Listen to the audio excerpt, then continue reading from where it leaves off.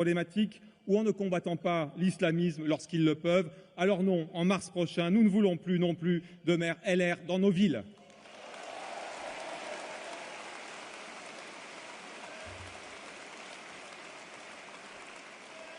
En tant que directeur de campagne des élections municipales et à 6 mois du scrutin, je vois nos candidats. Je vous annonce d'ailleurs aujourd'hui que nous avons déjà, à ce jour, investi près de 500 têtes de liste et on continue chaque semaine. Je suis fier de leur travail accompli, de celui qu'ils accomplissent et de celui qu'il leur reste encore à accomplir pour aller vers la victoire. Je sais que contrairement aux élus LFI, les Verts, socialistes, LR, nous n'avons qu'une seule chose en tête, nous, vouloir servir la France et les Français avec sincérité, avec courage et dévouement.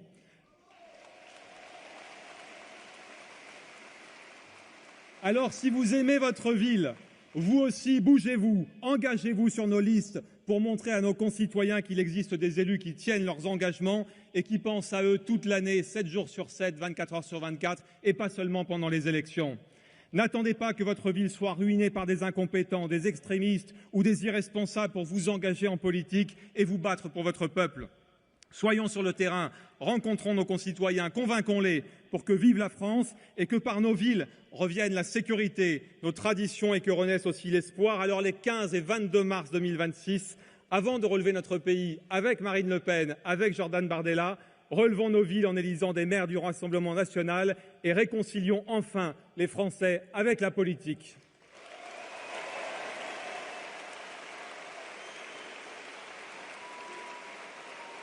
Tous ensemble, donnons le top départ pour cette campagne des municipales.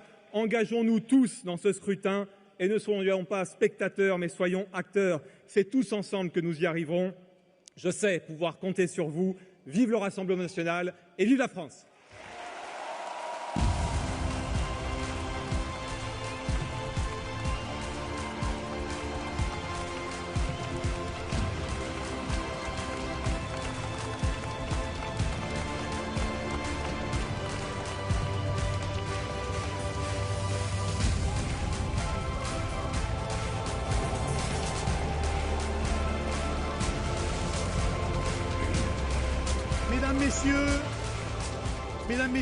Mesdames et messieurs les parlementaires, mesdames et messieurs les élus, merci d'être aussi nombreux venus à cette réunion de lancement des municipales qui ne sont que les universités d'été du Rassemblement national pour l'instant.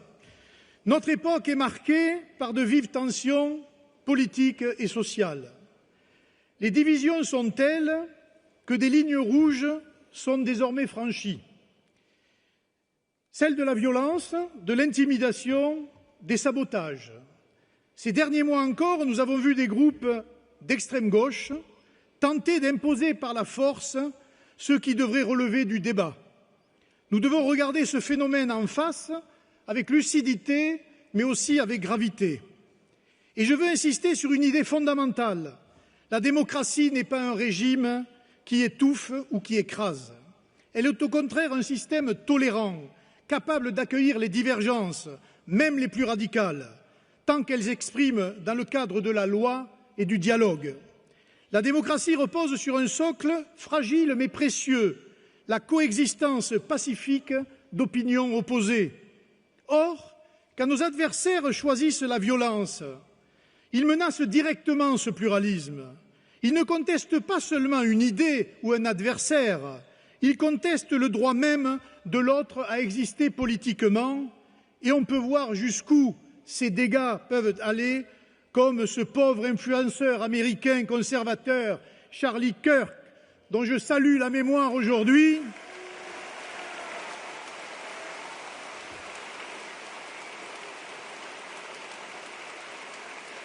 car, mesdames et messieurs, dans la classe politique actuelle et après les événements de Charlie Hebdo et maintenant de cet assassinat, je pense que nous restons les seuls vrais Charlie du débat démocratique en France.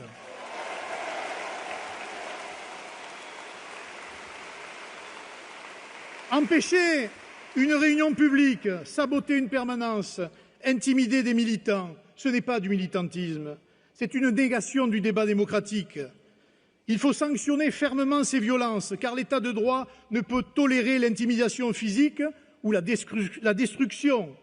Mais cela ne doit pas nous conduire non plus à rejeter en bloc la colère et les revendications sociales justes qui s'expriment et qui peuvent, à l'occasion, nourrir une certaine radicalité. C'est là toute la force de notre modèle. La démocratie tolère la critique, la remise en cause, l'opposition radicale, mais elle fixe une limite nette, celle de la violence politique. Tolérance ne signifie pas faiblesse, elle est au contraire une marque de maturité. Une démocratie qui exclut, qui réduit l'espace de parole, qui refuse l'expression de la critique, perd toute légitimité. Une démocratie qui tolère le pluralisme, y compris celui qui la remet en cause pacifiquement, gagne en solidité. Je veux donc vous parler aux sympathisants, militants et adhérents du Rassemblement national, aux militants, pour qu'ils choisissent toujours la voie de l'argument et non celle de la violence. Il faut convaincre par les idées et par le débat, et pas par les armes ou par la violence. Que nous laissons malheureusement aux adversaires, aux élus, pour qu'ils défendent la liberté d'expression, toutes les expressions, même celles de leurs adversaires les plus farouches. Enfin, aux citoyens, pour qu'ils refusent la tentation de la haine et de l'intolérance et qu'ils privilégient toujours le débat et le suffrage universel. Nous devons rappeler que le désaccord n'est pas la guerre, que l'adversaire politique n'est pas un ennemi, il est un partenaire obligé de la démocratie. Sans lui, il n'y a pas de confrontation d'idées. La violence politique d'extrême gauche, aujourd'hui disons-le de gauche, comme toute violence politique, menace l'équilibre démocratique.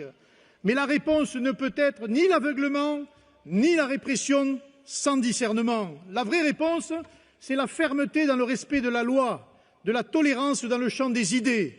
Parce que la tolérance n'est pas un luxe, elle est la condition de l'existence de la démocratie. C'est en défendant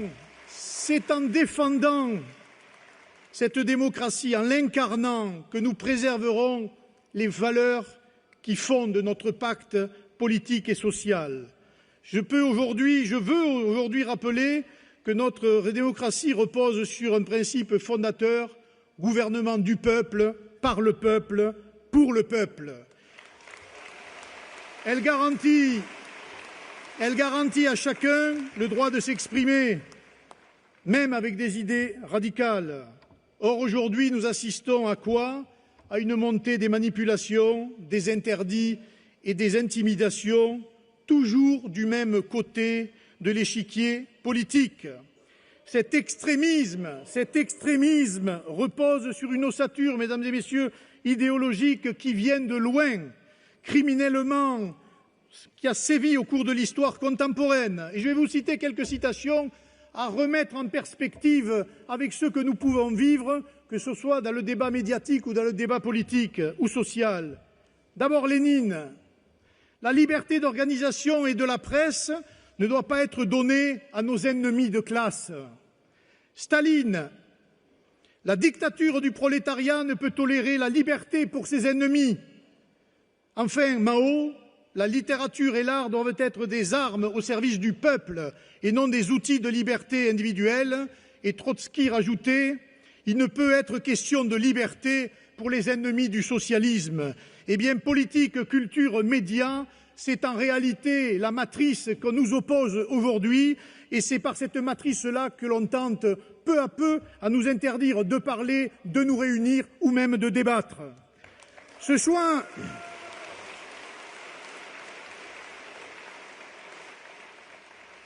Notre devoir, en tant que citoyens et élus, est de défendre l'autre voie, celle du débat, de la confrontation d'idées et des libertés et de la liberté d'expression, évidemment.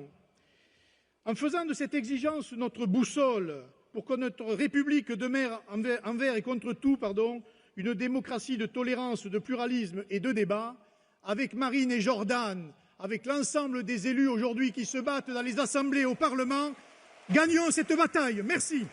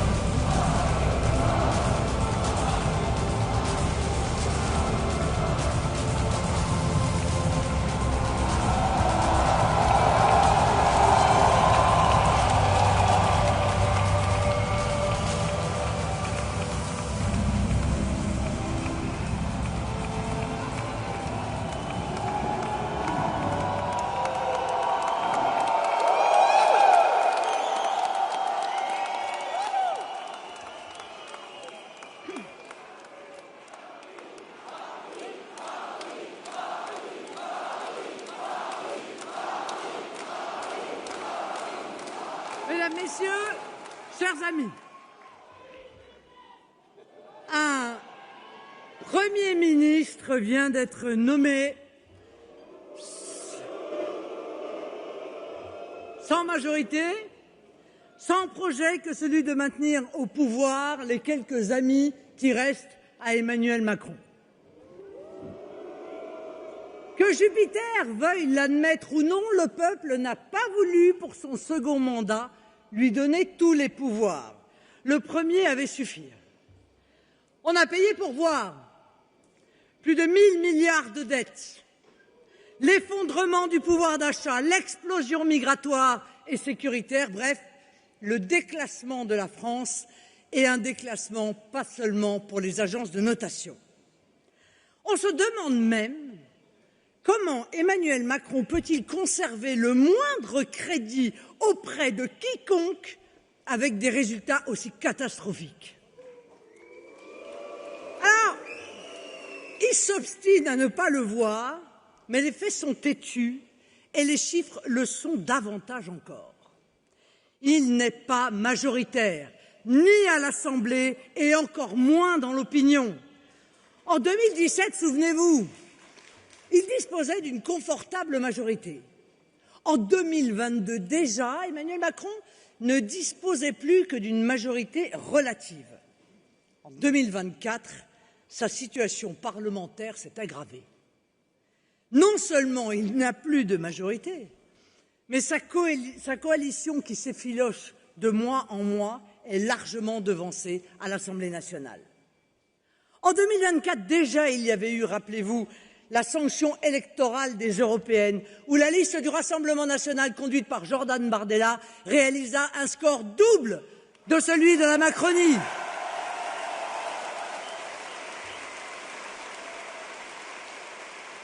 Ça n'est quand même pas rien comme désaveu. Et ce désaveu chiffré est à la hauteur de la volonté de changement.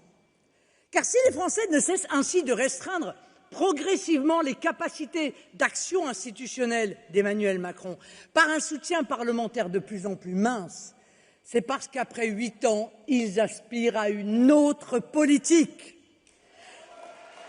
Alors, aspirer à une autre politique, eh bien, en matière électorale, cela prend le nom d'alternance. Je l'ai dit et je le répète, l'alternance, c'est normal en démocratie, c'est sain, c'est essentiel.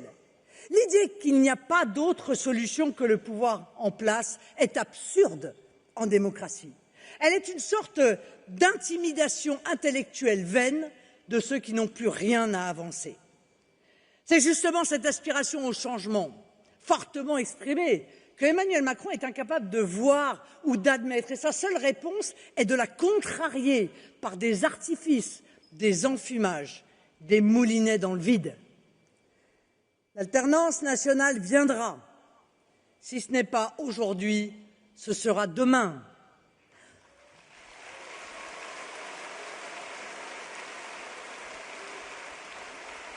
Son pouvoir ne se maintient plus que par des tours de foire.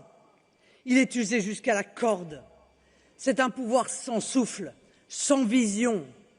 Et plus les jours passent, je le dis avec gravité maintenant, sans plus aucune assise populaire. Croyez-vous que dans une démocratie, un pouvoir peut gouverner avec 15 petits % d'opinion favorable? Un soutien parlementaire en lambeaux et par l'illusion que maintiennent encore quelques médias complaisants.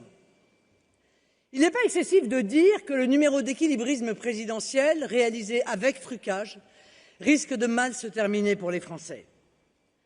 Ce pouvoir n'a désormais pour seul record que son taux d'impopularité, pour seul soutien que des bribes de force déconsidérées, pour seul projet que d'empêcher la respiration démocratique. Face à la dure réalité d'un siècle qui dévale sur nous, face aux menaces sécessionnistes, islamistes ou mafieuses, qui dans de nombreux endroits nous pressent d'agir, face aux grandes révolutions technologiques qui redistribuent les atouts du jeu de cartes mondial, la France se retrouve paralysée politiquement et même institutionnellement. Le pays est coincé coincé par deux forces dont le projet est le blocage. Un président qui organise le blocage institutionnel, quitte à attenter à l'esprit de la Constitution, qui l'enjoint normalement à veiller au bon fonctionnement des institutions. Puisque nous sommes dans une ville de rugby, permettez-moi cette métaphore, le bloc macroniste se couche sur le ballon pour empêcher la partie.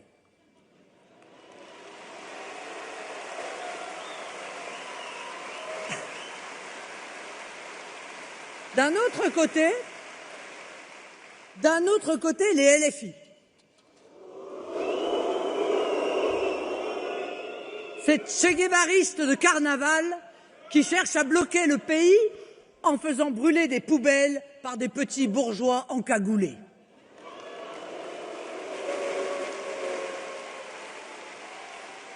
Or, ce dont le pays a besoin, ce n'est pas de blocage, mais d'un déblocage, d'un nouveau souffle, d'un souffle qui balaye l'atmosphère confinée du macronisme. On nous dit que le nouveau Premier ministre va commencer ses consultations. C'est une expression assez adaptée pour un système malade, d'ailleurs. Il va donc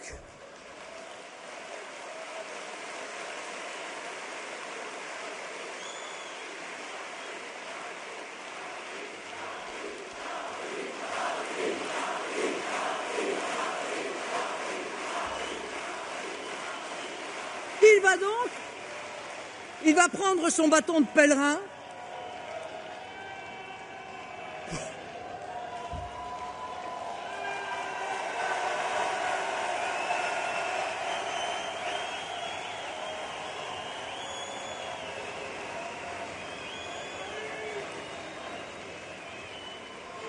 Il va donc, disais-je, prendre son bâton de pèlerin pour quémander des soutiens ici et là.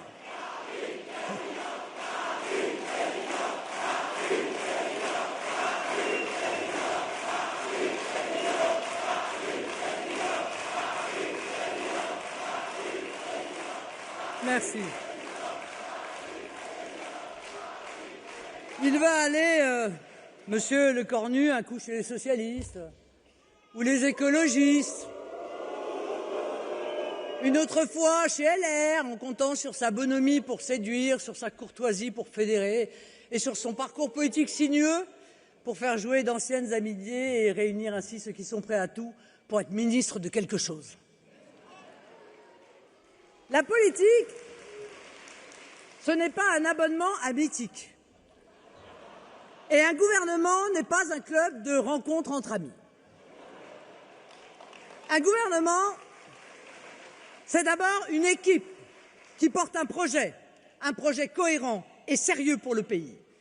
C'est une action dans l'intérêt collectif parce que derrière les décisions, il y a des hommes et des femmes, des familles et des entreprises, des vies et des destins. Un gouvernement tient du sacerdoce au service de la nation. La presse complaisante nous présente cela comme une nouvelle méthode. En termes de cuisine, cela s'appelle l'art d'accommoder les restes. Les restes d'une mauvaise cuisine, une cuisine immangeable et même toxique.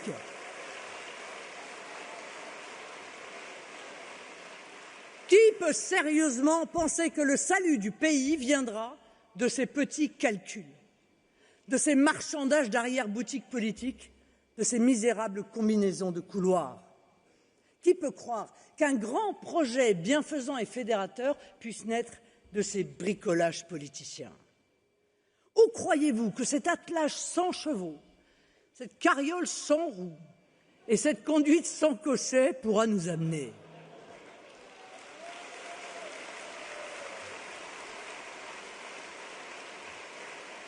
Emmanuel Macron, qui n'est pas davantage un Mozart de la Constitution que de la finance, replonge ainsi la France dans le marécage boueux et malodorant que les Français avaient heureusement quitté en 1958 avec la Constitution et en 1962 avec l'élection du président au suffrage universel. Par cette politique aveugle au réel, il a réussi un tour de magie, transformer les plus belles institutions de notre histoire, celles de la Ve République, en des institutions paralytiques dignes de la défunte quatrième. M. Mélenchon non plus, d'ailleurs, et tous les partis de gauche qui lui sont soumis, n'aiment pas la Ve République. Il en voudrait une sixième. La belle affaire. Je me suis toujours méfiée en voyant des amateurs tenter de remplacer le marbre par du carton-pâte. La vérité est là aussi beaucoup plus simple. Ce dont nous avons besoin, c'est d'un retour à l'esprit et à la lettre de la Ve République et donc, au vu de la situation actuelle, d'un retour aux urnes.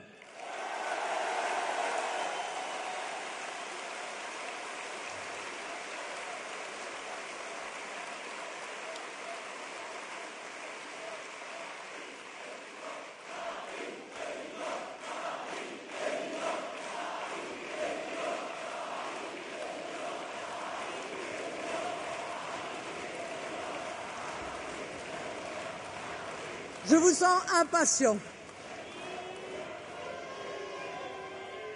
Mais c'est vrai que la seule solution pour ça, à court terme, c'est de dissoudre l'Assemblée nationale.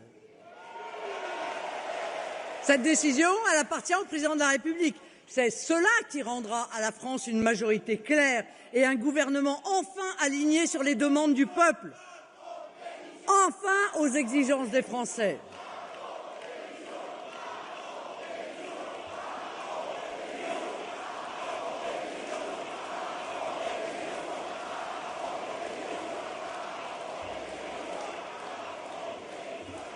Les Français seraient, à ce qu'il paraît, résignés. Ils seraient même, c'est le mot à la mode, vous savez, dans les petits cercles parisiens, ingouvernables. Je ne vois rien de tout cela aujourd'hui. Ce que je vois, ce sont des millions de Français enthousiastes, déterminés, et plus que jamais des Français debout. Mes amis, la France ne sera jamais mieux servie que par nous-mêmes.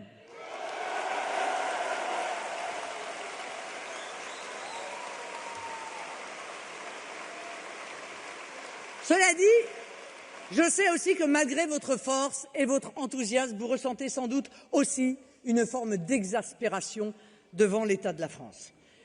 Une angoisse croissante lorsque vous pensez à l'avenir et de plus en plus souvent une colère légitime après 8 ans, 8 années interminables de mandat d'Emmanuel Macron.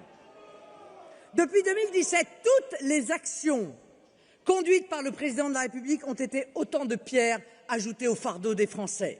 Il y a une longue liste de marques de mépris, les gens qui ne sont rien, les chômeurs se mettent à traverser la rue pour trouver du boulot, les travailleurs auxquels il indiquait doctement que le meilleur moyen de se payer un costard, c'est de bosser. Mais en fait, autant de symboles d'une déconnexion, d'une arrogance assumée vis-à-vis du peuple. Et puis, il y a aussi eu la brutalisation permanente, sociale et fiscale. La réforme des retraites de 2023, infligée en passant par l'article 49.3, l'explosion des prix de l'énergie, qui avait déjà mis les gilets jaunes sur les ronds-points pendant de longs mois et qui dissuade aujourd'hui des Français de se chauffer. La hausse continue de la pression fiscale sur la France du travail, avec des fins de mois qui commencent non plus le 28 mais le 15 et un pouvoir d'achat qui s'effondre. Et puis surtout, il y a eu derrière l'agitation, derrière les grands débats, les conventions citoyennes, derrière les sommets, dont le titre, c'est plus chic, était toujours en anglais d'ailleurs, comme Choose France. Il y a eu derrière tout cela une formidable, une insupportable stagnation. Et la stagnation, mes amis, en politique, ça s'appelle le déclin. La stagnation, ce sont 500 000 immigrés qui entrent chaque année légalement sur notre sol et dont seuls 10% travaillent. La stagnation, ce sont les usines qui ferment, ce sont les hôpitaux qui ne fonctionnent plus, ce sont les logements de plus en plus rares et donc de plus en plus chers. Ce sont les banlieues gangrénées par les mafias et qui peuvent désormais s'embraser au moindre prétexte. Aujourd'hui, c'est quasiment une émeute par jour dans tous les coins de France. C'est une France déconsidérée sur la scène internationale, au point que plus personne, ni à Bruxelles, ni à Washington, ni à Pékin, ni à Alger, n'attache d'importance à ce qu'elle dit ou à ce qu'elle fait. Tout simplement parce que la France, sous la présidence d'Emmanuel Macron, est devenue ce pays qui peut dire, selon l'humeur du prince, tout et son contraire. Un pays qui peut faire chaque jour l'inverse de ce qu'il proclamait la veille. Et lorsque l'on gouverne contre le peuple, en démocratie, on ne produit que de l'instabilité, de la frustration, de la peur et alimenté par une gauche extrémisée, du chaos. Depuis 8 ans, Emmanuel Macron a renoncé à ce qui est l'objet même de la démocratie, donner corps aux volontés de la majorité des citoyens. C'est cela la post-démocratie. Avoir si peu de respect pour le peuple qu'on juge plus prudent de l'écarter des décisions.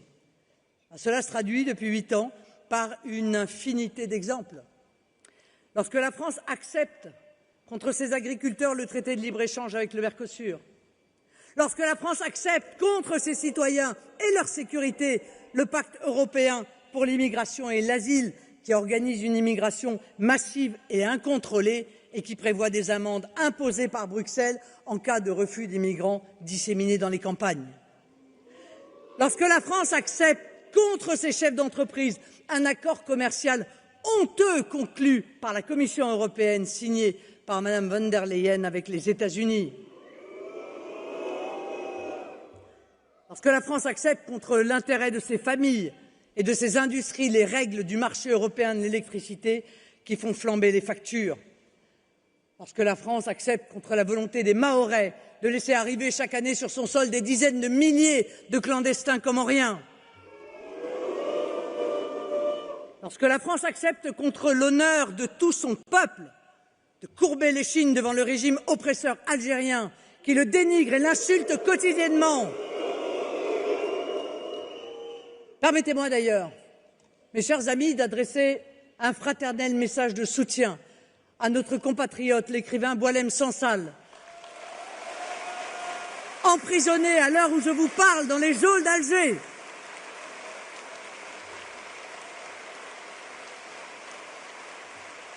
Et aussi, bien sûr, à un autre de nos compatriotes, le journaliste Christophe Glaise, emprisonné pour des motifs totalement illégitimes lui aussi. Nous pensons à eux et nous continuons à exiger leur libération immédiate. Laissez-moi suggérer une idée toute simple pour rétablir la défense de nos intérêts et de nos ressortissants face au régime algérien. On pourrait appeler ça, une idée en passant, le triple zéro. Pour tout pays qui bafoue la France et ses intérêts, par exemple, en refusant de reprendre ses criminels et délinquants expulsés, 0 aide publique au développement, 0 transfert de fonds privés et surtout 0 visa.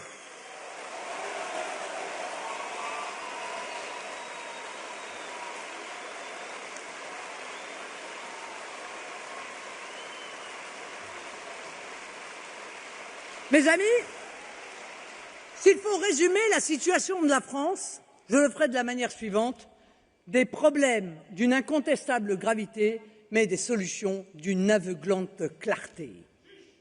Tout n'est ici, comme très souvent, qu'une affaire de volonté politique, pas le reflet d'une soi-disant fatalité. Moi, je crois profondément qu'un responsable politique qui invoque la fatalité pour justifier ses échecs ou ses lâchetés, quand ce ne sont pas les deux, ne mérite pas le titre de responsable. Prenons l'exemple de la crise budgétaire qui occupe le débat public en ce moment. Au cas où cela vous aurait échappé, l'éphémère Premier ministre François Bayrou projetait d'augmenter les impôts des Français de 20 milliards d'euros. Mais à l'entendre, il n'y avait pas le choix. Vous savez, comme ces régimes ultralibéraux des années 80 qui avaient inventé la formule « il n'y a pas d'alternative ». Mais rien n'est plus mensonger. Depuis des années, nous avons érigé un principe simple. Avant de demander le moindre effort aux Français, l'État doit drastiquement supprimer les politiques dogmatiques et toxiques pour le pays et réduire son train de vie dispendieux.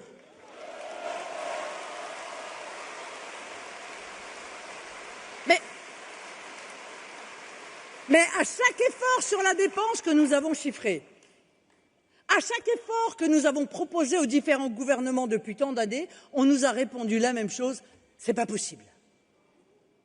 C'est pas possible. Réaliser des économies massives sur l'immigration, de guichets sociaux qui coûtent aux contribuables près de 20 milliards d'euros par an, mais ce serait pas possible.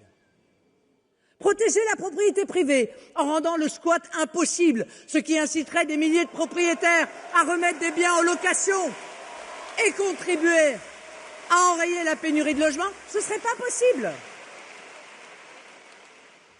Réduire notre contribution nette, délirante, à l'Union européenne qui dépasse désormais les 10 milliards d'euros par an, ce ne serait pas possible. Conduire enfin une politique de lutte contre les fraudes sociales, fiscales, aux importations et lutter contre les ententes qui grignotent le pouvoir d'achat pour récupérer au moins 15 milliards d'euros par an, ah non, ce ne serait pas possible. Réduire le train de vie des administrations publiques, là, vous savez, en simplifiant le millefeuille territorial et en supprimant des dizaines d'agences, organismes, opérateurs, comités théodules dont plus personne ne sait à quoi ils servent, ce ne serait pas possible non plus. Instaurer la priorité nationale pour le logement, pour les prestations sociales, pour les allocations familiales. En clair, permettre à la France qui bosse de bosser pour elle-même et pas pour le monde entier. Bon, vous n'y pensez pas. Ça n'est pas possible. À chaque fois qu'un responsable politique utilise cette piteuse dérobade, il vous ment. S'ils ne le font pas, ce n'est pas parce que ce n'est pas possible. S'ils ne le font pas, c'est parce qu'ils ne veulent pas le faire. Et comme ils refusent d'admettre qu'ils ne le veulent pas, ils vous racontent qu'ils ne le peuvent pas. Or, je vous le dis avec toute la force qui m'anime, il n'y a aucune fatalité et c'est possible. L'immigration de guichet social partout en Europe, au Danemark, en Suède, en Autriche et désormais en Allemagne, pourtant soumis aux mêmes textes européens, qui vivent comme nous dans l'espace Schengen, eh bien, ils obtiennent des résultats spectaculaires, pas par chance, par la volonté politique. Rien qu'en rétablissant des contrôles stricts aux frontières en un an, l'Allemagne a connu une baisse de près de 50% des demandes d'asile. Vous m'avez bien entendu, près de 50% de baisse.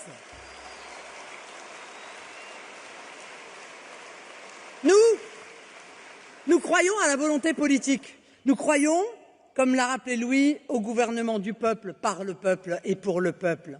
Et c'est cela que nous allons faire avec vous, pour vous, grâce à vous, demain en France. La priorité nationale pour accéder au logement et aux aides sociales demain, nous le ferons. La priorité nationale dans la commande publique pour nos entreprises demain, nous le ferons. La réduction drastique des flux migratoires réguliers et irréguliers, demain, nous le ferons. La baisse de notre contribution à l'Union européenne pour dégager les milliards dont nos policiers, nos soignants, nos professeurs ont tant besoin, demain, nous le ferons. Comme nous ferons la réduction des dépenses toxiques de l'administration, des milliards de subventions déversées sur des éoliennes et des panneaux solaires qui défigurent nos paysages, fragilisent notre parc nucléaire et font exploser vos factures d'électricité. Entendez bien ces trois mots, mes chers compatriotes, nous le ferons.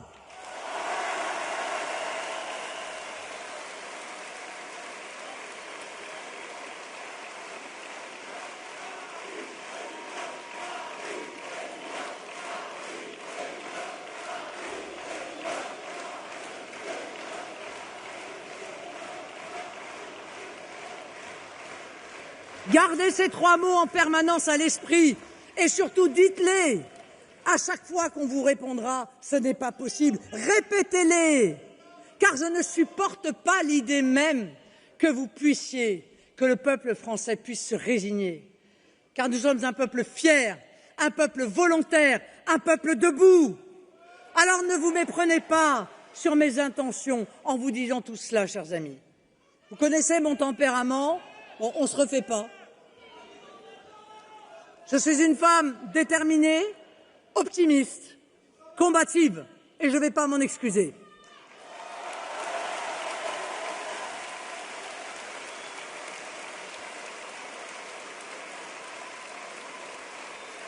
Mais, pour autant, je reste lucide sur l'état de notre nation et pleinement consciente de la colère que des millions de Français ressentent en voyant leur pays comme à l'arrêt, noyé sous les piteuses tractations politiciennes.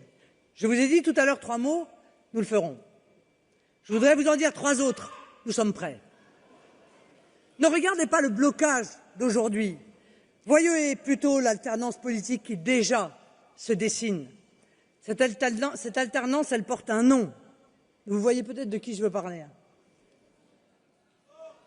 Ils viennent fêter ses 30 ans.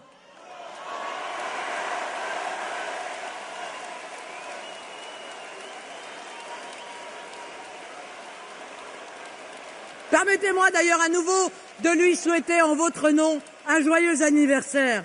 Ce nom, c'est évidemment celui de Jordan Bardella.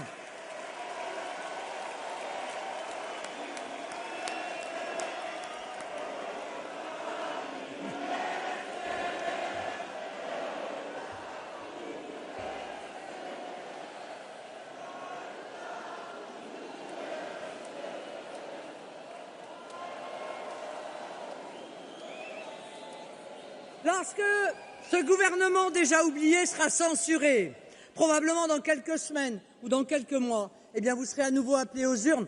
Vous aurez le pouvoir de faire de Jordan votre Premier ministre. Et le premier d'entre eux, depuis des décennies, à être entièrement dévoué au service de la France et des Français. Car la France n'est pas ingouvernable. Ce sont les partis du système qui sont incapables de la gouverner, parce qu'on ne peut pas gouverner contre le peuple. La France n'est pas divisée. La seule fracture qu'elle connaisse, c'est celle qui sépare ses dirigeants de la volonté populaire. La France n'est pas bloquée. Les seules chaînes qui la retiennent aujourd'hui, ce sont celles de vieux partis fatigués, qui cherchent dans le passé les vieilles recettes qui n'ont jamais donné et ne donneront jamais à notre grande nation l'avenir qu'elle mérite. Je crois profondément, au contraire, que notre pays, c'est-à-dire son peuple, n'a jamais été aussi uni, qu'il n'a jamais été aussi déterminé à bâtir l'union nationale. Nous allons commencer à rebâtir dès maintenant autour de 4 axes parfaitement consensuels, parfaitement conformes à vos attentes, car la crise actuelle, politique, budgétaire, économique, ne résulte pas de vos choix. Elle résulte du fait que vous n'avez pas été entendus. Notre première priorité sera naturellement le rétablissement des comptes publics. Nous engagerons depuis Matignon le début du redressement de nos finances. Parce que des comptes mal tenus, ce sont des impôts qui flambent pour les ménages comme pour les entreprises. Nous couperons dans les dépenses publiques inefficaces, voire toxiques pour l'économie. Nous rétablirons l'équité fiscale et sociale, notamment en luttant contre toutes les fraudes. Deuxième priorité, relancer le pouvoir d'achat et libérer la croissance. Nous baisserons vos factures d'énergie tout de suite. Nous soutiendrons les familles et les jeunes. Nous réduirons la charge fiscale et les normes qui étouffent nos entreprises et nous lancerons un plan ambitieux dès maintenant de relance de notre industrie après 40 ans de course à l'abîme. Troisième priorité, chers amis, nous rétablirons l'ordre aux frontières et dans la rue.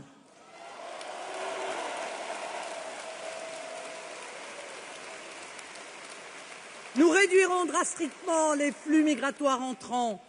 Nous mettrons en œuvre une politique d'expulsion performante, effective, après des années d'échecs. Nous punirons les délinquants qui ne seront plus dorlotés, mais incarcérés, qui ne seront plus subventionnés, mais privés d'aide sociale. Parce que ce n'est pas en augmentant les primes d'assurance, en demandant aux Français de payer pour les dégâts des casseurs qu'on pacifie les rues. C'est en garantissant des sanctions dures et immédiates et en leur présentant la note à eux, pas à nous.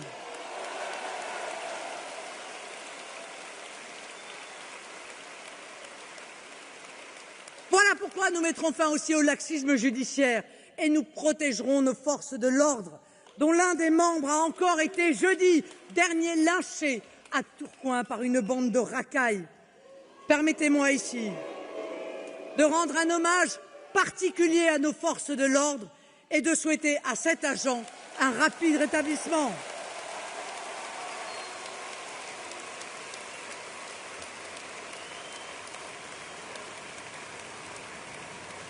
Merci pour nos policiers, merci pour nos gendarmes, merci pour nos agents pénitentiaires.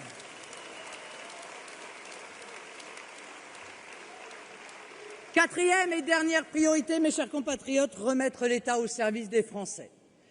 Nous engagerons le redressement de notre système de santé. Nous referons des écoles de la République des sanctuaires où les signes religieux seront interdits, comme les téléphones portables. Et où les enseignants seront enfin à l'abri des menaces et de la peur. Nous lèverons les restrictions absurdes au logement, les DPE, les zéro artificialisation nette qui étouffent le marché immobilier dans notre pays. Tout cela, nous pouvons le faire depuis Matignon. C'est fou, nous, tout ce qu'on peut faire, en fait, en étant Premier ministre. Et ce que nous commencerons dès demain, depuis Matignon, nous l'amplifierons après-demain depuis l'Élysée.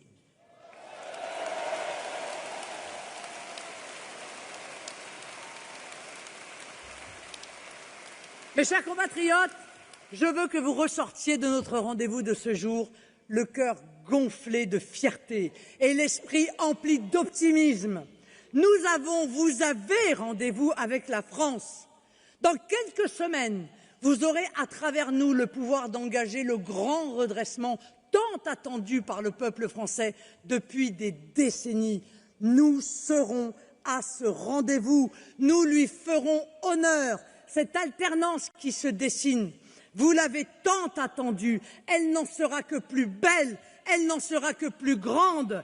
Et soyez plus que jamais fiers, vous tous ici et dans la France entière, d'en être les premiers acteurs. Nous avons la plus belle des œuvres à accomplir. Nous allons réconcilier les Français avec leur avenir. Nous allons rebâtir la France, le plus beau pays du monde. Confiance, volonté, persévérance et unité, mes chers amis, ensemble, nous le ferons. Vive la République, vive la France.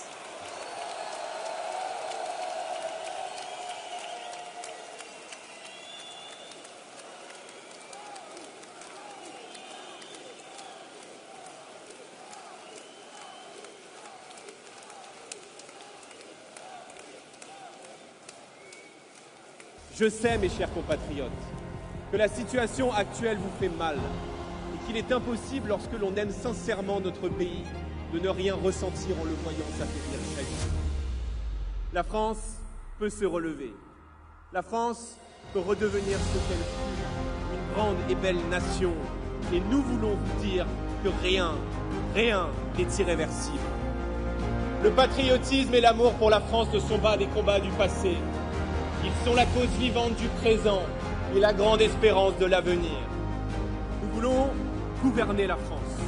Nous nous y préparons chaque jour. Et je vous promets que nous y arriverons. Nous sommes prêts, nous sommes déterminés à rendre possible l'alternance que les Français attendent. Alors je le dis à nos adversaires, nous sommes là et nous serons là demain et après-demain. Nous, Français, nous ne serons jamais de ceux qui se couchent ou de ceux qui restent à genoux. Nous voulons vivre grand, nous voulons vivre debout, nous voulons vivre fiers, nous voulons vivre libres, nous voulons vivre courageux. Alors je vous le dis, mes chers compatriotes, et je vous le dis avec les mots de Victor Hugo, rien n'est plus puissant qu'une idée dont l'heure est venue. Vive la République et vive la France!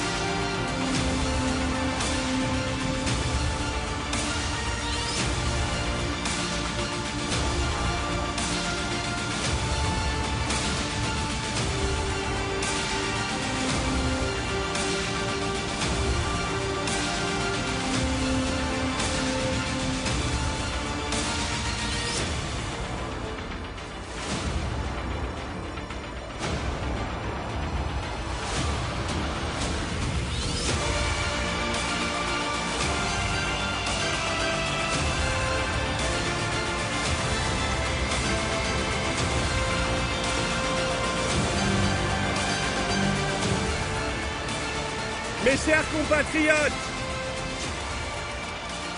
merci d'être là.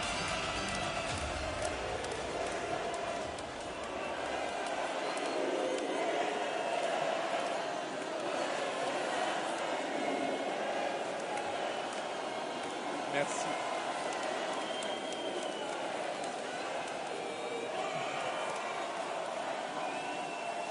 Merci mes amis.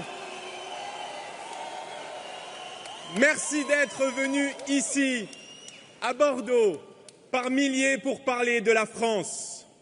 Vous êtes 7000 venus de Nouvelle-Aquitaine et de tout le pays.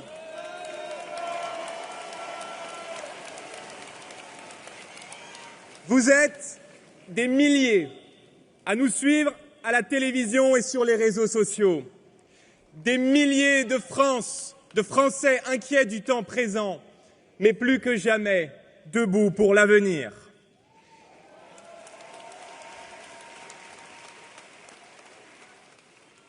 Vous êtes des milliers de Français venus dire non au déclin et à la résignation.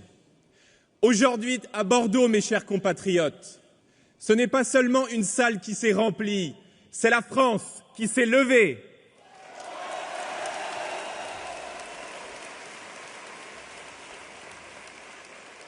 Vous êtes, mes chers amis, le peuple de France. Vous êtes la France des villes et des villages. Vous êtes la France qui travaille sans jamais se plaindre. Vous êtes la France qui ne renonce pas, celle qui entend être fidèle à notre destin millénaire. Vous êtes, mes chers compatriotes, la France qui, malgré les épreuves, porte dans son cœur la plus belle des espérances. Alors, laissez-moi vous dire, tant que vous serez là, tant que vous porterez cette flamme, jamais la France ne s'éteindra.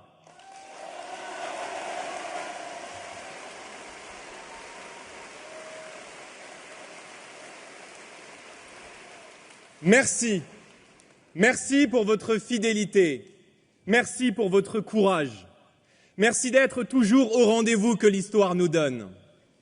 À l'aube d'une bataille imminente, nous sommes là, dans cette belle région de Nouvelle-Aquitaine, sur cette terre profondément française.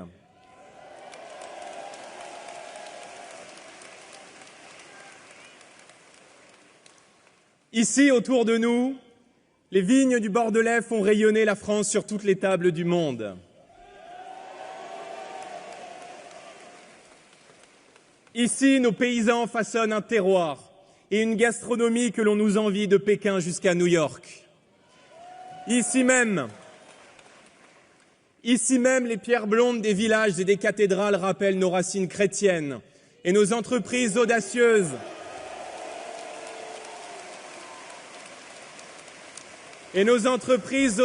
nous montrent chaque jour que la France est née pour conquérir l'avenir. Je vous aime aussi. Ici même, mes amis, dans cette salle, bat le cœur de la France éternelle, fière de ses racines, confiante dans son génie et par-dessus tout impatiente de relever les défis du monde.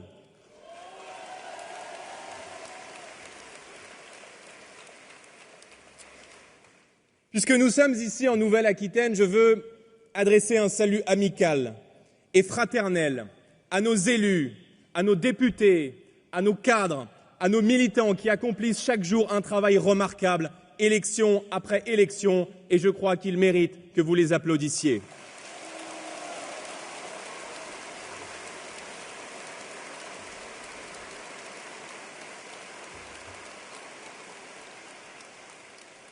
Mes amis, Marine l'a rappelé, nous sommes à un tournant de notre démocratie. Le 8 septembre, en conscience et pour vous protéger, nous avons pris une décision, congédier le gouvernement Bayrou.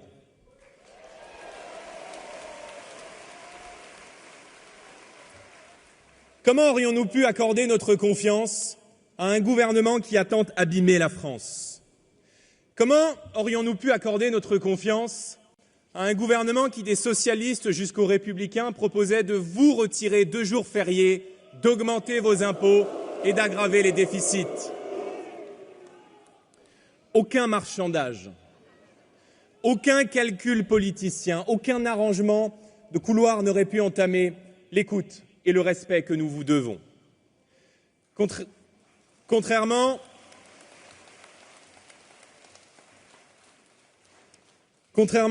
aux Républicains ou au Parti socialiste, le Rassemblement national n'est pas à vendre aux macronistes le plus offrant.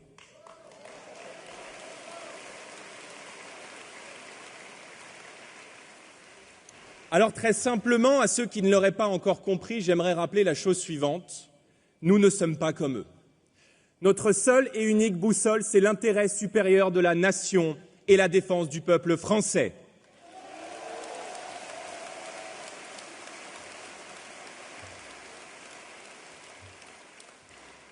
Car la confiance, mes amis, la fameuse confiance, elle ne se décrète pas.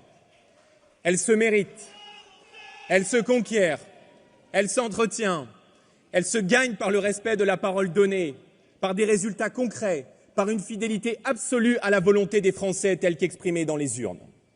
Je le dis ici clairement à Bordeaux, il n'y avait aucune autre considération derrière notre choix. Contrairement aux accusations grotesques des macronistes, vous ne savez même pas encore ce que je vais dire. Contrairement à la tentation du chaos de la gauche, nous n'avons aucun goût pour le désordre, aucun penchant pour l'instabilité, bien au contraire. Je veux le rappeler ici devant vous. Les seuls responsables de l'instabilité politique, ce ne sont pas ceux qui défendent la France, ce sont ceux qui la trahissent.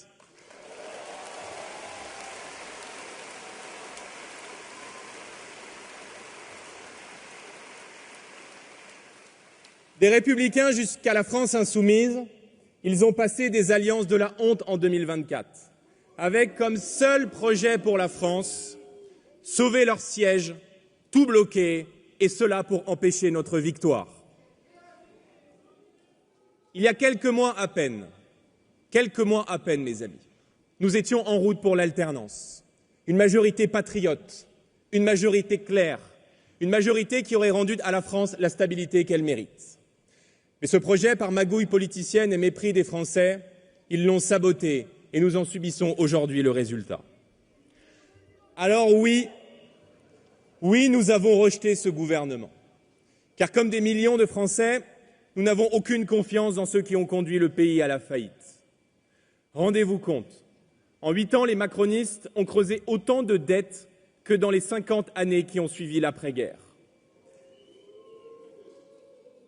Alors qu'autour de nous, nos voisins européens font mieux, la France emprunte désormais plus cher que la Grèce, que la Slovénie, que le Portugal et depuis peu plus cher que l'Italie. Nous n'avons aucune confiance dans des gouvernements qui ont nourri année après année le monstre bureaucratique qui dévore la richesse nationale. DPE, ZFE, CSRD, C3S, toutes ces normes absurdes, ces impôts de papier que vous affrontez chaque jour font perdre des dizaines de milliards d'euros chaque année à la France.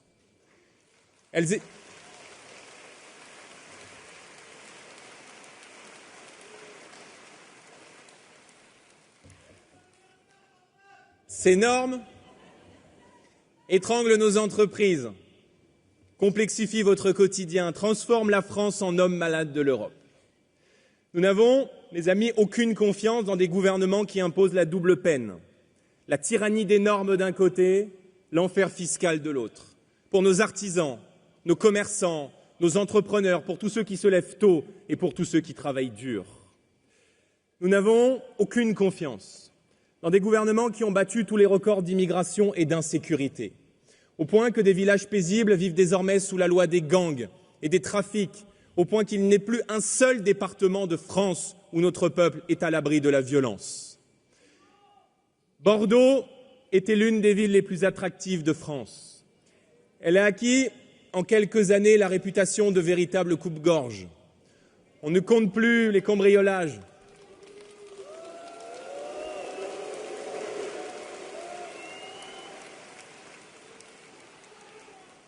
les agressions impliquant des mineurs étrangers.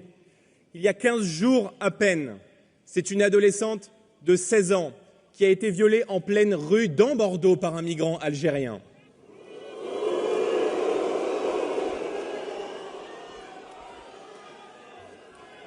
Nous n'avons, mes amis, aucune confiance en des gouvernements qui ont renoncé à défendre l'intérêt de la France dans le monde, qui laissent l'Union européenne torpiller notre agriculture et notre industrie automobile.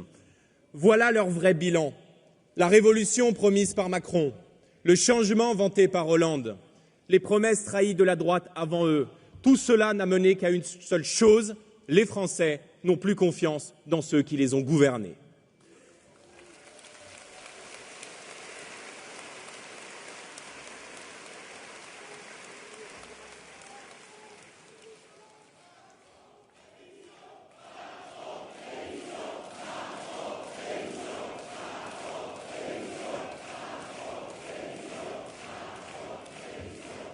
Si déjà ils pouvaient dissoudre l'Assemblée nationale, ce serait une bonne chose.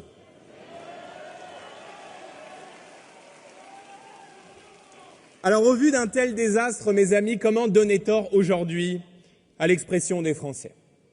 À force de déception, nos gouvernants ont réussi à installer le doute chez certains de nos concitoyens.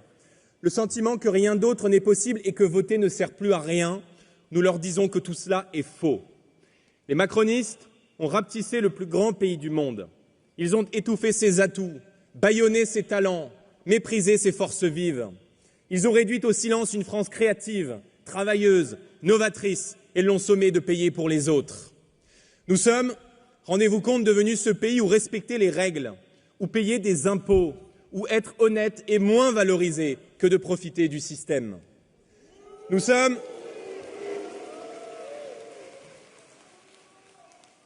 devenus ce pays où réussir est suspect, où entreprendre est presque devenu une fraude en soi. Nous sommes devenus ce pays où l'on protège davantage les squatteurs que les propriétaires, où l'on excuse toujours les délinquants, mais où l'on culpabilise les victimes. Nous ne supportons plus que l'on exige toujours plus de sacrifices de la France qui travaille, pendant que l'État met directement ses mains dans vos poches, comme si l'argent gagné par votre sueur lui appartenait. Nous n'acceptons pas qu'un gouvernement envisage de vous voler 2 jours fériés pendant qu'il gaspille des milliards d'euros dans tout et n'importe quoi.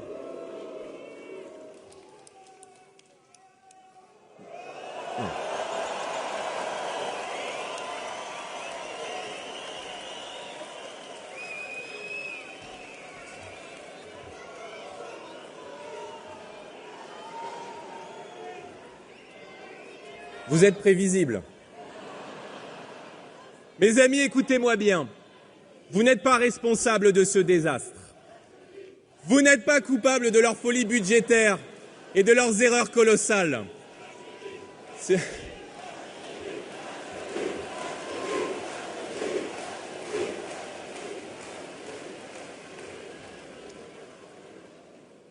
la France tient encore debout aujourd'hui, ce n'est pas grâce à Emmanuel Macron ni grâce à Monsieur Lecornu, fidèle artisan de la politique macroniste depuis 2017.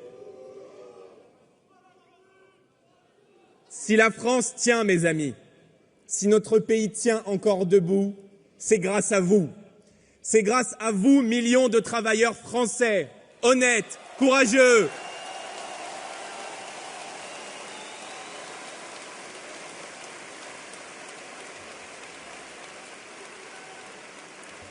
Vous qui vous levez tôt et qui travaillez dur, vous qui portez sur vos épaules le poids de toute la nation française. Et je veux vous le dire clairement ici à Bordeaux, l'argent que vous gagnez en travaillant dur n'appartient à personne d'autre qu'à vous. Chaque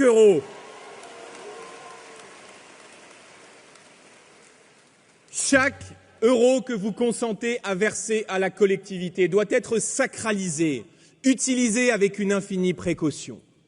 Or, que voyons-nous?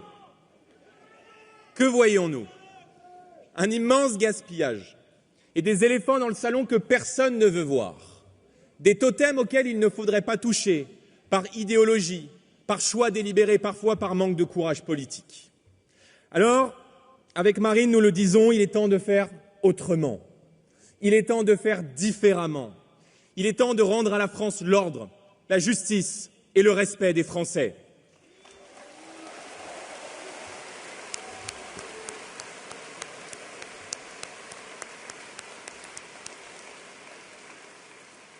Si le nouveau Premier ministre ne rompt pas avec la folle politique d'Emmanuel Macron, alors tout naturellement, il tombera.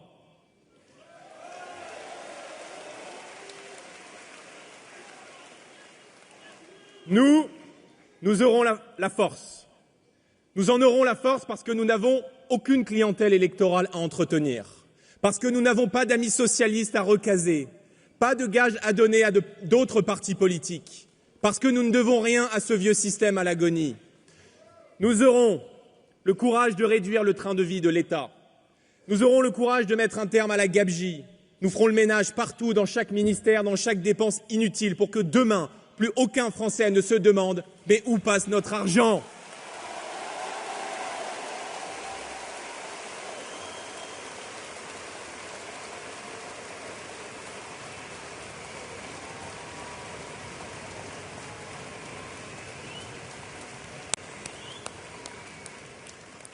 La première vérité que l'on cache aux Français, c'est naturellement le coût colossal de l'immigration.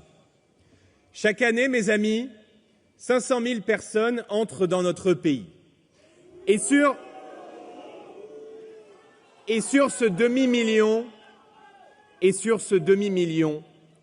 seulement 50 000 viennent pour travailler.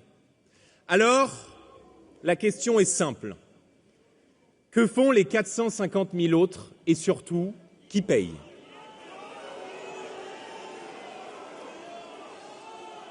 Chaque année, des milliards sont engloutis pour prendre en charge la terre entière, pour prendre en charge une immigration d'assistanat qui a transformé la France en guichet social de l'Europe.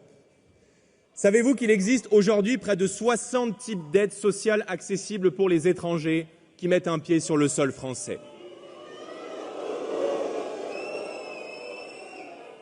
Chaque année, mes amis, plus d'1 milliard d'euros part dans l'aide médicale d'État qui offre, je vous le rappelle, la gratuité des soins aux étrangers en situation irrégulière.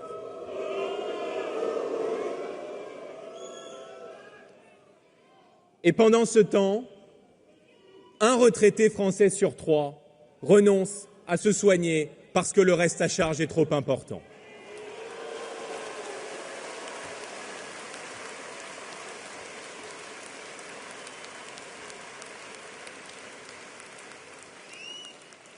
Alors nous le disons très simplement, si demain les Français nous accordent leur confiance, la gratuité totale des soins pour les étrangers en situation irrégulière, avec nous, c'est terminé.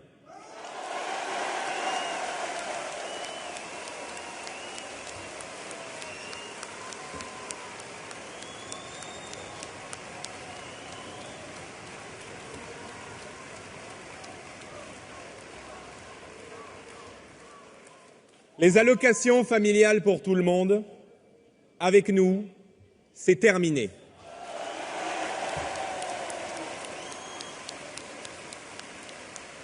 Elles seront réservées aux familles dont au moins l'un des 2 parents est de nationalité française.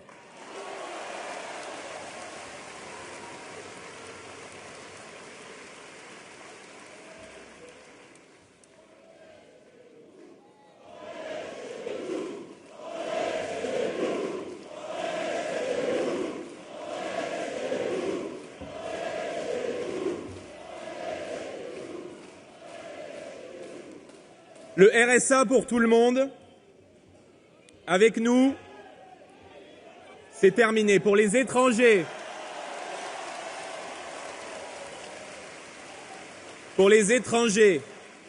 il sera conditionné à 5 années de travail sur le sol français.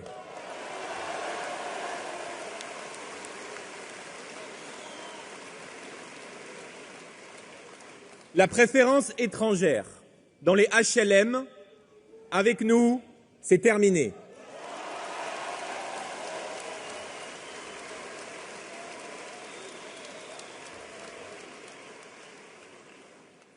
Non seulement les citoyens français, sans aucune autre distinction bien sûr, seront prioritaires, et j'ajoute qu'il ne sera plus possible avec nous de bénéficier d'un HLM ou d'une aide sociale lorsqu'on aura un casier judiciaire long comme le bras.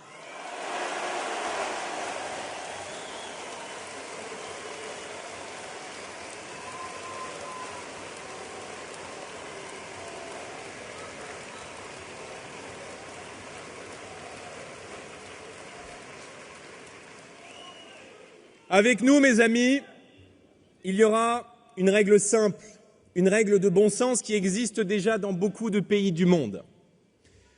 Un étranger qui travaille, qui contribue, qui respecte la France, qui apporte au pays son énergie, pourra bien sûr toujours trouver sa place dans le pays sans avoir la moindre inquiétude.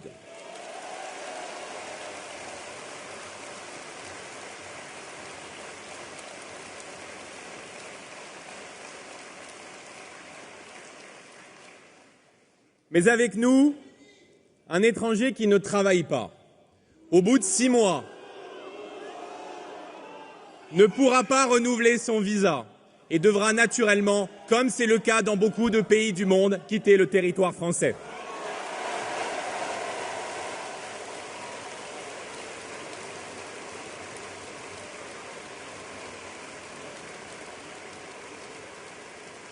C'est une question de justice et c'est une question de respect. Voilà donc, mes amis, notre promesse et notre véritable différence. La France tendra toujours la main à ceux qui respectent ses règles et à ceux qui participent à la vie du pays. Mais la France aussi dira stop à ceux qui croient pouvoir s'installer chez nous au mépris de nos lois, de nos traditions et de nos valeurs.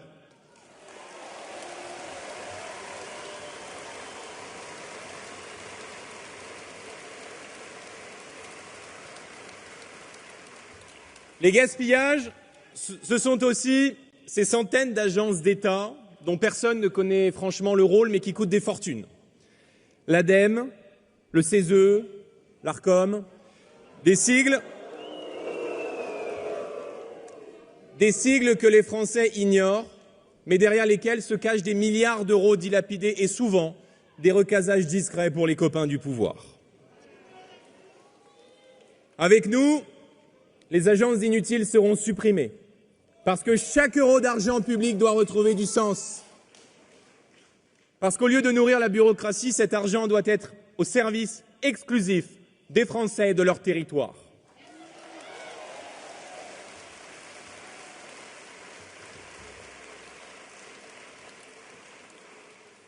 Regardez aussi, mes amis, notre contribution à l'Union européenne. Alors que nos voisins obtiennent des rabais, je pense à l'Allemagne ou aux Pays-Bas, qui ne sont pas les plus petites économies de la zone euro, la France, par idéologie, paie toujours davantage, encore 6 milliards d'euros en plus cette année. Rendez-vous compte du niveau de cynisme.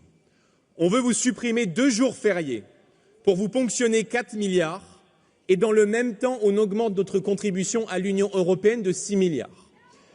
C'est comme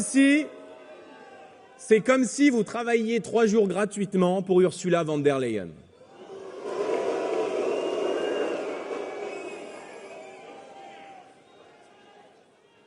Et pendant que l'Europe finance avec vos impôts le réseau d'eau à Gaza ou des appels à projets en Algérie, un Français sur 3 n'a pas accès à l'eau potable dans nos territoires d'outre-mer.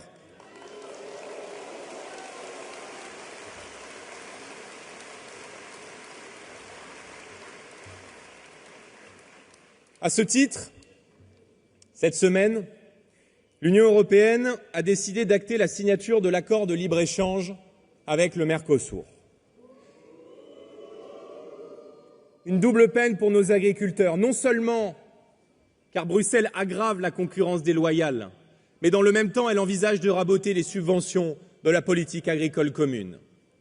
Pendant que le président de la République se tait, pendant que ses ministres baissent les yeux, nous avons décidé d'agir. La Commission von der Leyen entend sacrifier nos paysans et notre souveraineté alimentaire pour permettre à l'Allemagne d'exporter des Mercedes. Alors, avec mes collègues du groupe des Patriotes, nous avons déposé, contre elle une motion de censure qui sera mise aux voix dans les prochains jours.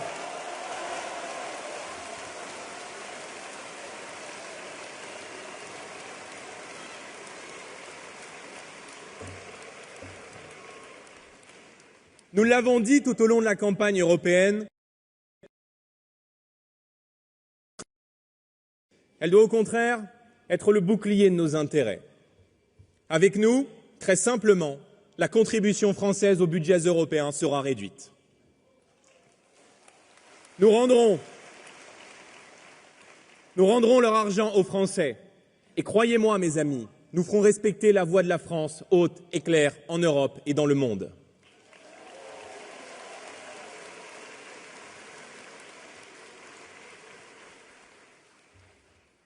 Mes amis, puisque le gouvernement est à la recherche d'économies, il reste 2 gaspillages que je veux évoquer devant vous aujourd'hui.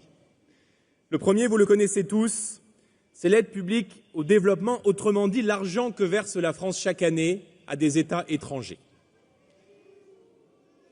Des milliards d'euros versés à des pays parfois hostiles comme l'Algérie. Des milliards envoyés à la Chine, 2e puissance économique mondiale, qui n'a, je crois, nul besoin de la générosité française pour bâtir sa puissance et sa dynamique de croissance. Alors là encore, nous fermerons le robinet. Cet argent,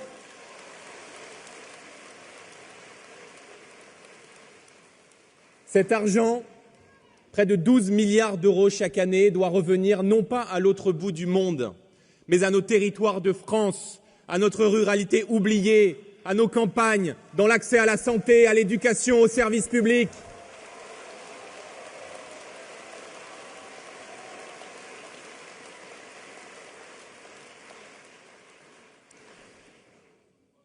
Le dernier gouffre financier que j'aimerais aborder devant vous, sur lequel, là encore, nous ambitionnons de faire des économies, c'est celui de l'audiovisuel public.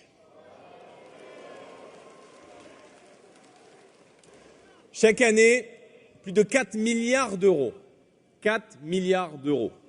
sont engloutis dans une machine dont les dérives militantes sont désormais connues de tous. Ce ne sont pas certains journalistes stratèges du Parti socialiste qui me démentiront. Quelle grande démocratie digne de ce nom, en 2025, peut encore accepter de financer à ce prix-là une télévision publique pléthorique, partisane et militante? Aucune. Voilà pourquoi nous privatiserons l'audiovisuel public.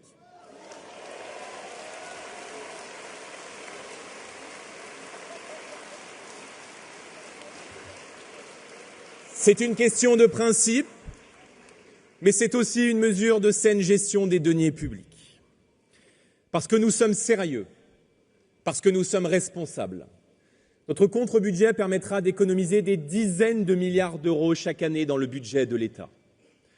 Une partie de cet argent sera réaffectée au remboursement de la dette, une autre aux baisses d'impôts et aux dépenses utiles comme la sécurité, la justice, l'école ou les soins.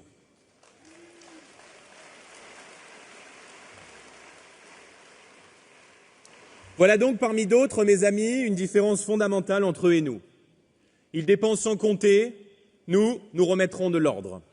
Ils creusent la dette, nous libérerons et nous simplifierons la France.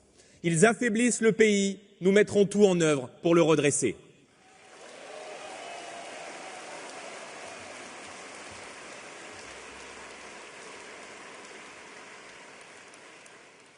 Assainir les finances de la nation, mes amis, n'est pas une finalité en soi.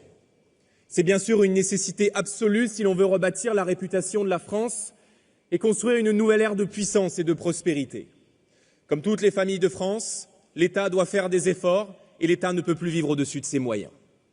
Mais la véritable finalité de ces choix, c'est bien sûr de redonner un cap à la France, de réunir dans un même élan toutes les forces vives du pays, de réconcilier l'ouvrier et le patron, le salarié et le chef d'entreprise, l'actif et le retraité, de rassembler la France des villes et la France des campagnes, la France des mains qui bâtissent et la France des esprits qui inventent, de redonner confiance à la jeunesse sans jamais oublier nos anciens, de remettre en marche une nation qui ne doit plus être paralysée par ses divisions, mais qui doit être portée par ce qui l'a toujours rendue grande, l'unité, la fraternité et par-dessus tout l'envie de conquérir et d'étonner le monde.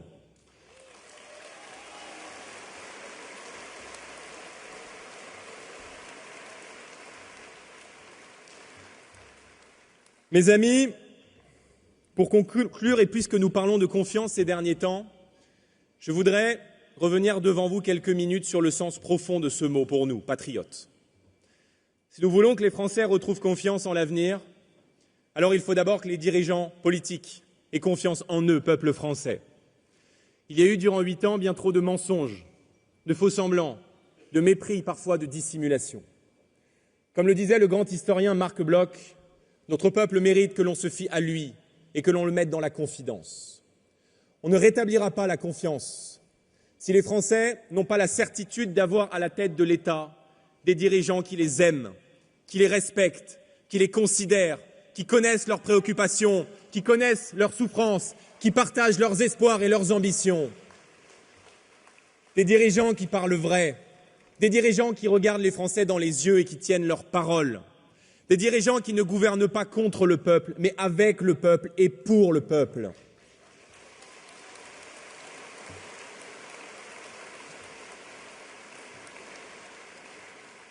Faire confiance, c'est permettre aux citoyens de s'emparer directement des grands sujets qui concernent l'avenir de la nation. Jamais, jamais nous n'avons considéré l'expression populaire comme quelque chose de suspect ou de dangereux. Au contraire. Nous savons que la sagesse collective des Français est la clé pour les réconcilier avec la politique. C'est pourquoi l'une de nos premières décisions sera d'organiser un grand référendum sur la politique migratoire en France.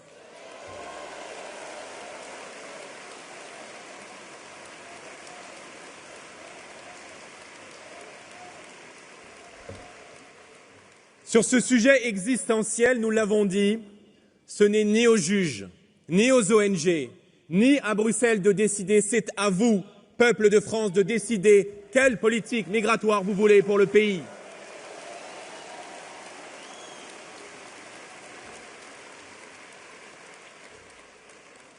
Avec ce référendum, vous pourrez reprendre en main votre destin, protéger notre identité nationale et bien sûr renouer avec la fierté française. Faire confiance, c'est vous rendre le droit à un destin, le droit à la parole, ces 2 droits qui vous ont été confisqués depuis tant et tant d'années. Faire confiance, c'est aussi dire la vérité. La crise que traverse la France ne se résoudra pas par un simple changement de casting, par une valse de ministres interchangeables et tous anonymes. Elle exige une rupture profonde, avec 8 années de politique macroniste, qui n'est rien d'autre que le socialisme en pire. Faire confiance. Faire confiance, c'est admettre que seul un retour aux urnes permettra de rétablir la stabilité que le pays attend. Soit le président de la République dissout l'Assemblée nationale pour organiser de nouvelles élections législatives, soit il devra, en cas de blocage répété, lui-même remettre sa démission, comme l'avait fait le général de Gaulle.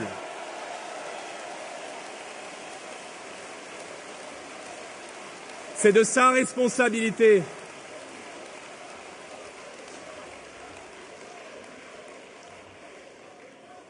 Faire confiance, c'est aussi dire ce que l'on va faire comme nous l'avons fait aujourd'hui.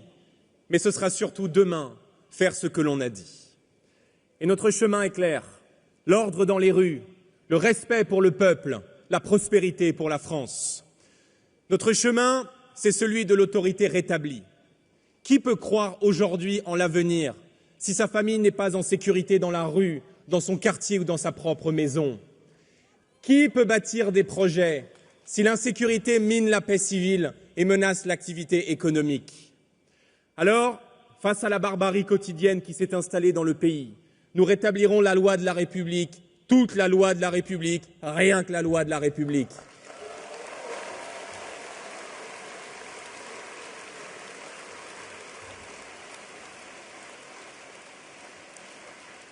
Nous en terminerons avec les bavardages, et les formules creuses de M. Retailleau, assis chaque mercredi en Conseil des ministres entre des socialistes et des macronistes. Nous lancerons un grand plan de construction de places de prison pour que chaque peine soit appliquée sans la moindre exception.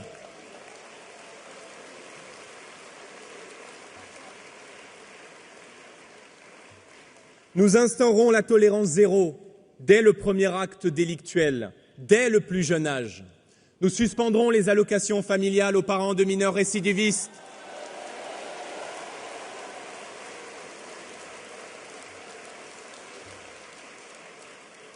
Nous expulserons immédiatement les délinquants et criminels étrangers qui n'ont rien à faire sur notre sol.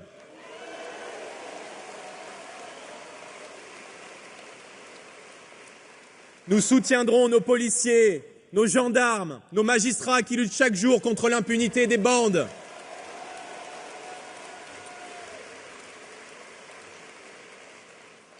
Les images de ce fonctionnaire de police lynché à Tourcoing par des barbares sont effroyables. Et je veux, en votre nom, lui témoigner de notre total soutien.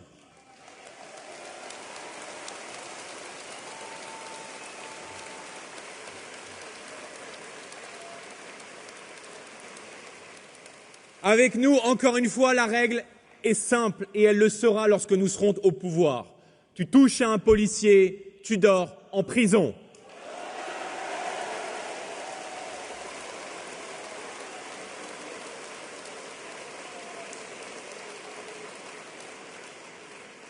Voilà comment on rétablit la confiance, en rendant justice aux victimes, en protégeant ceux qui nous protègent par une présomption de légitime défense, en mettant hors d'état de nuire les criminels et en refusant la culture de l'excuse.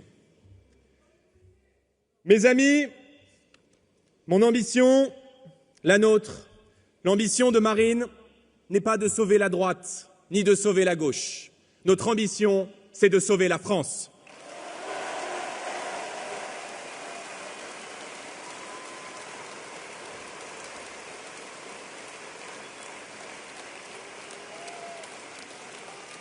Notre ambition, c'est de redonner à la nation les leviers de sa puissance et aux Français les moyens de leur bonheur.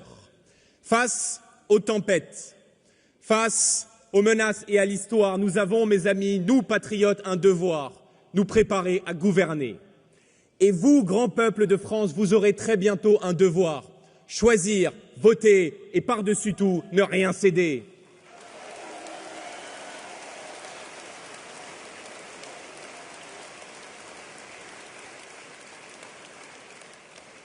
Quand vous serez appelés aux urnes, aux élections municipales où des succès nous attendent, comme lors d'un scrutin national peut-être très prochainement, souvenez-vous, dans l'isoloir vous êtes seul, seul juge, seul maître à bord.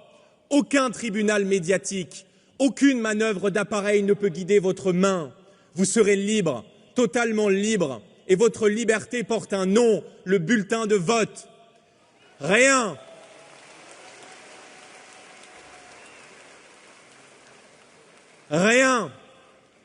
ne nous sera donné, rien ne sera facile.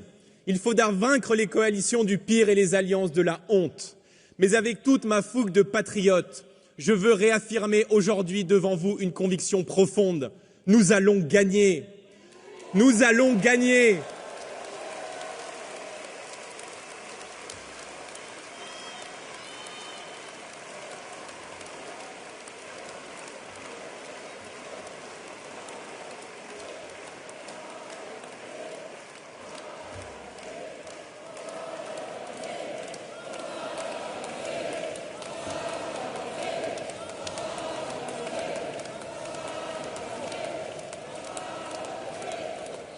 Nous allons gagner, mes amis, parce que notre combat est juste, parce que notre projet est sincère, parce que la vague qui nous porte est irrésistible et par-dessus tout, parce que notre grand pays, la France, mérite bien mieux que cela.